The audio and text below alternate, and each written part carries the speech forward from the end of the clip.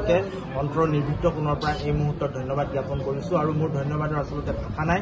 গতিকে মই মোৰ পৰিয়াল মোৰ সতীৰ্থসকল সকলোৱে যিসকলে স্বাভিমানৰ পক্ষত কেৱল শংকৰজ্যোতি বৰুৱা এটা নাম শংকৰজ্যোতি বৰুৱাৰ নামটোক লৈ স্বাভিমানৰ পক্ষত যিসকলে মাত মাতিলে সকলোকে মই অন্তৰৰ নিৰ্ভীত কোণৰ পৰা এই মুহূৰ্তত ধন্যবাদ জ্ঞাপন কৰিছোঁ। যথেষ্ট আপুনি ঘৰৰ পৰা আঁতৰি জেলত আছিলে, জেলৰ আপোনাৰ অভিজ্ঞতা 8টা দিন আজি লগাই 9টা দিন আচলতে কাৰাগাৰত অতিবাহিত কৰিলোঁ। এই 9টা দিনত বিভিন্ন পৰিৱেশৰ সন্মুখীন হ'লোঁ। জেলৰ ভিতৰত আনকালেও সংগ্ৰাম কৰি কৰায়ত্ব হৈছোঁ যদিও কাৰাগাৰলৈ প্ৰেৰণ হোৱা নাছিলোঁ। কাৰাগাৰলৈ প্ৰথমবাৰৰ কাৰণে প্ৰেৰণ হ'লোঁ। কাৰাগাৰৰ ভিতৰৰ পৰিৱেশ সম্পূৰ্ণ সুকীয়া। তাত পুথিভঁৰাল আছে, পুথিভঁৰালত মই সময় অতিবাহিত কৰিছোঁ। বিভিন্ন কয়দীসকলৰ লগত কথা বতৰা পাতিছোঁ। বিভিন্ন বা বাতৰি মই তাত উপভোগ কৰিছোঁ। এটা বেলেগ পৰিৱেশৰ পৰা আহিলোঁ আৰু তাত আচলতে সকলো মানুহে বিভিন্ন ধৰণৰ ফ্ৰাষ্ট্ৰেশ্যন বিভিন্ন ধৰণৰ অনুশোচনাত ভুগি থাকে আৰু তাত যোৱাৰ লগে লগে সকলো মানুহে আচলতে সাহস দিয়ে। জেলৰ ভিতৰত ইজনে সদায় সিজনক সাহস দিয়ে আৰু মোক তাত এটা কথা কৈছিল, আজিও মোৰ সেই কথাটো আছে, মৃত্যু আৰু হতাশাৰ একমাত্ৰ সঞ্জীৱনী শক্তি হৈছে ধৈৰ্য।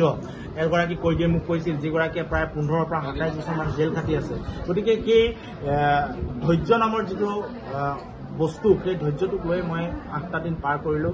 জনতা জনাৰ্দনৰ যি ধৰণৰ আচলতে প্ৰতিক্ৰিয়া, সংবাদ মাধ্যমৰ যি ভূমিকা, এইবিলাকে মোক ভিতৰত শক্তিশালী ৰূপত থাকিবৰ কাৰণে শক্তি প্ৰদান কৰিলে, সঞ্জীৱনী শক্তি প্ৰদান কৰিলে। আৰু আজি মই আপোনালোক সকলোৰে কাৰণে মুকলি আকাশৰ তললৈ ওলাই আহিলোঁ আৰু মই মহামান্য ন্যায়ালয়ক ধন্যবাদ জ্ঞাপন কৰিছোঁ মোক সাময়িক সকাহ প্ৰদান কৰাৰ কাৰণে আৰু আশা ৰাখিছোঁ মোক তেখেতসকলে সকাহ প্ৰদান কৰিব।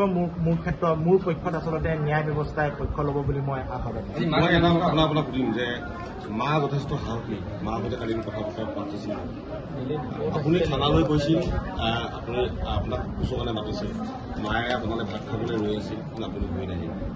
এই মুহূৰ্তত এটা ক'ব লাগিব, শংকৰজ্যোতি বৰুৱাক কিয় লক্ষ্য কৰিলে?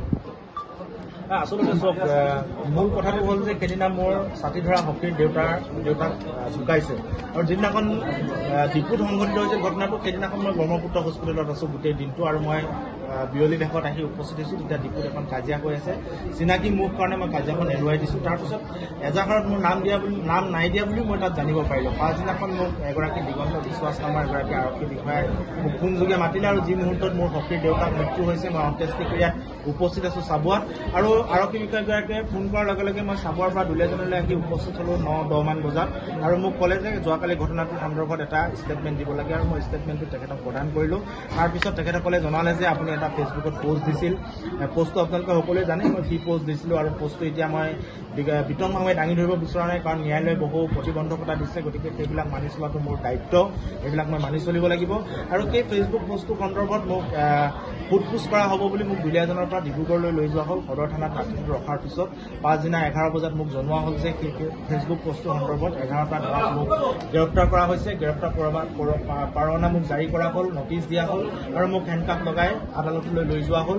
আৰু লগে লগে বিয়লি ভাগত মই আটাইকেইটা বিষয়ত জামিন লাভ কৰিলোঁ। কিন্তু লগে লগে আন এগৰাকী আইও তাত উপস্থিত হৈ দিগন্ত বিশ্বাস নামৰ তেখেতে আন এটা গোচৰ তাত সন্নিৱিষ্ট কৰি পুনৰ মোৰ ওপৰত সন্নিৱিষ্ট কৰিলে আৰু মোক 5 মান বজাত নটিচ দিলে যে 307 IPCৰ আগৰ এটেম্প টু মাৰ্ডাৰৰ গোচৰত মোক আচলতে সোধ-পোছৰ কাৰণে ৰিমাণ্ডত বিচৰা হ'ব আৰু ৰিমাণ্ড নিদিলে কিন্তু মোক কাৰাগাৰলৈ প্ৰেৰণ কৰিলে আৰু আজি সকলোৰে জোৰত মই বাহিৰলৈ ওলাই আহিবৰ কাৰণে তনু চাহিয়ে ফেচবুক পোষ্ট দিছিলে, আপুনি নাজানে যিহেতু তেওঁ 3টাকৈ ফেচবুক তেওঁ লাইভ দিছিলে বা ভিডিঅ' দিছিলে, তাত তেওঁ ডিলিটো কৰিছে। তেওঁ কৈছে যে শংকৰ দায়ে আমাক সহায় কৰিবলৈ গৈছিলে।